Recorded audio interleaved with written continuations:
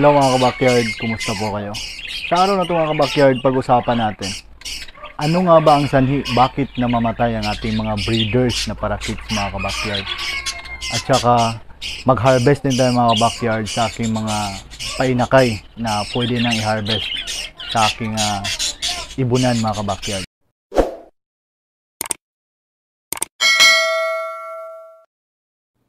So dito sa pair na to mga backyard, may dalawa tayong i-harvest dito sa rainbow material ko. Yung nakikita nyo nasa gilid mga backyard, yun yung i-harvest natin. Dito naman sa pair ko ng yellow mga backyard, may apat din tayong i-harvest dito. So check muna natin ang nest box mga backyard. Dahil parang may inakay na dito sa loob, dahil busy yung hen mga backyard sa pagkuha ng pagkain sa baba. So ayan, may mga inakay na pala mga backyard. So, need na talaga nating i-harvest mga ka-backyard ang kuya sa mga sisiw na to. Dahil pag hindi natin sila i-harvest o iwalay sa cage ng kanilang parents, is maaaring mabulabog ang pagbibigay ng mga pagkain sa kanilang bunso mga ka-backyard na kapatid. So, dito naman sa baba mga ka-backyard, mayroon din tayong i-harvest dito. Kaso, isa lang siya mga ka-backyard dahil project natin to. English Budgie X Pearlback Hago. So, successful po mga backyard. Meron po siyang isang sisiw na Lutino. So, yun po yung i-harvest natin. Dito naman mga backyard sa kabila, ito yung Pearlback Hagurumo ko mga backyard. Na yung Spangle Cock at saka yung Sky Blue na na hen. So, mayroon na pong tatlong bumaba mga backyard. I hope sa mga sisiw na to may complete Hagurumo sana. Kasi yun yung pinakaantay ko mga ka-backyard na mangyari sa pair na yun. So, wag na nating patagalin mga ka-backyard. I-start na tayo sa topic natin. Ano nga ba mga dahilan mga ka-backyard? Bakit madaling mamatay ang ating mga breeders na parakeets?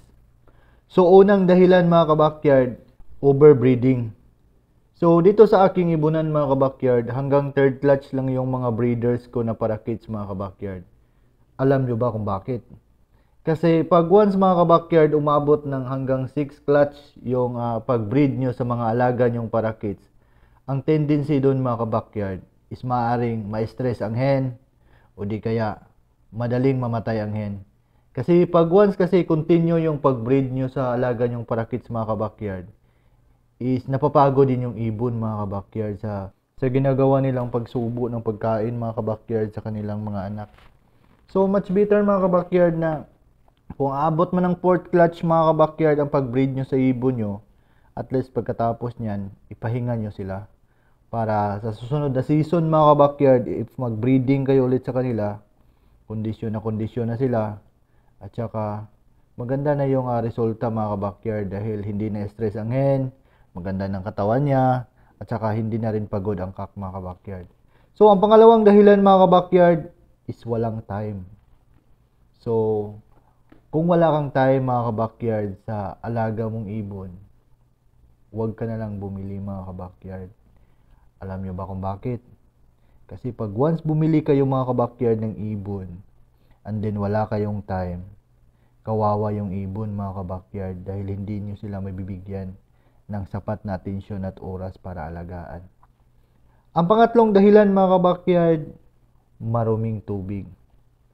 So, kapag marumi ang tubig mga ka-backyard ng ating alagang ibon, ang tendency po niyan mga ka-backyard pag once may mga painakay sila, is maapektuhan po yung health nila mga ka-backyard.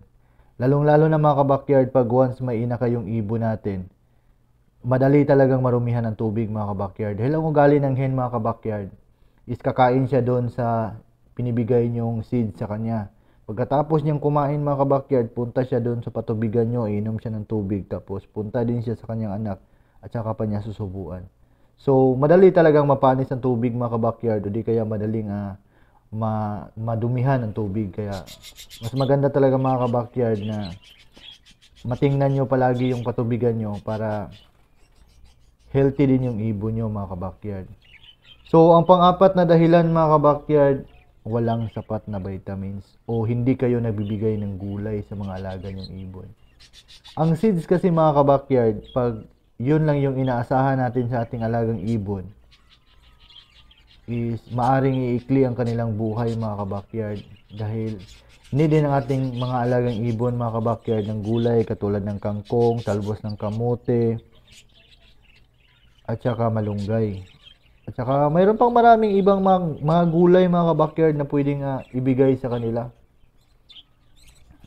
na masustansya sa kanilang katawan at maganda din sa kanilang health mga kabakyard. So dito na magtatapos ang topic natin mga kabakyard. So nag-harvest na ako ng mga painakay na pwede nating iwalay mga kabakyard. So I hope mga kabakyard may natutunan kayo sa topic natin for today. Kung mayroon kayong mga comments mga kabakyard, mag-comments lang kayo sa video na to. At kung mayroon kayong mga pa-shoutout mga kabakyard, i-comment na lang kasi i-shoutout ko yan sa next video natin. So i-continue ko muna itong ginagawa ko mga kabakyard. Tapusin ko muna itong pag-harvest ko sa kanila para malagay ko na sila sa blind cage ko mga kabakyard. Dahil yung blind cage ko mga kabakyard is wala na talagang laman mga kabakyard kasi marami tayong na sold out sa month of December. At saka medyo naubos talaga mga kabakyard ang aking mga painakay mga kabakyard. So thanks God naman ngayon at mayroon na naman tayong mga bagong painakay, mayroon na naman tayong mga bagong harvest. So kung mayroon pong mga gustong mag-alaga ng ibon mga kabakyard is may maibigay na tayo sa kanila. Dahil mayroon na tayong mga cute na parakeets mga kabakyard na na-harvest. So ayan po sila, total of 5 po sila mga kabakyard. Dalawang rainbow material po at saka 3 yellow. So itong inakay na to mga kabakyard, siya po yung inakay sa project natin na English Budgie X Hagoromo mga kabakyard. So ayan, ang cute po niya mga kabakyard.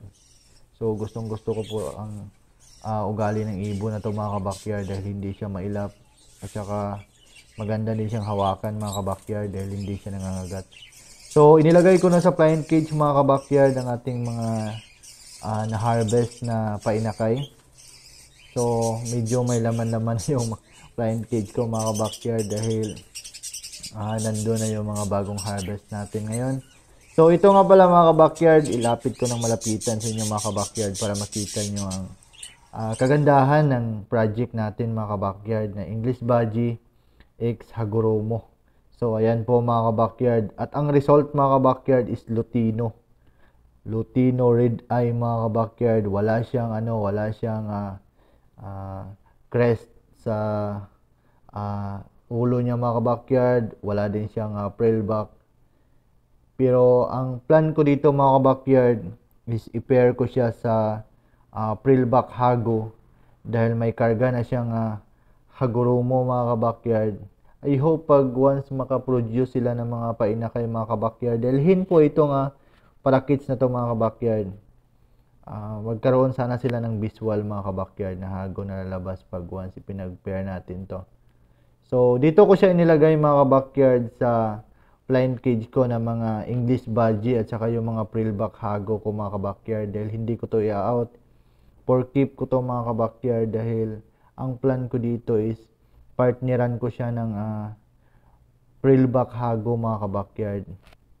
And then update ko din kayo mga kabakyard kung ano nang result pag once na breed ko to para makita nyo din mga kabakyard ang pagbreeding natin sa ating mga pinakamamahal na ibon mga kabakyard. So ayan mga kabakyard, nag-enjoy na po siya, nasa loob na. Wini-welcome po siya ng isang frillback hago mga kabakyard na parakeet. So ayan, nilapit-lapitan po siya mga kabakyard. So nakadapo na po siya mga kabakyard sa padapuan. Ayan po, ang cute niya mga kabakyard. So dito na magtatapos ang vlog ko mga kabakyard. Maraming salamat po sa panonood. Don't forget to like, share, and subscribe para lagi kayong updated sa mga kaganapan dito sa aking munting ibunan sa bahay. God bless po sa ating lahat mga kabakyard. Mag-ingat po tayo.